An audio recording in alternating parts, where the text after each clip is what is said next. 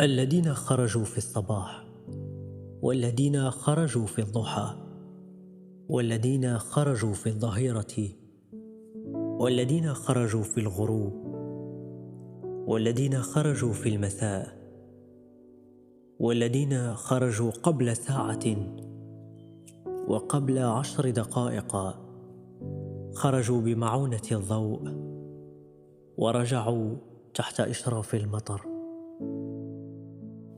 المطر يغير الحسابات، واحد بعد واحد وصلوا الأقفاص مبللين بأبواب تنشق عن احتجابات، وراء قمصان نوم ملتقطة بالأسنان. عدت، عدت، عدتم، تعودون. ما الذي حدث؟ المطر؟ المطر.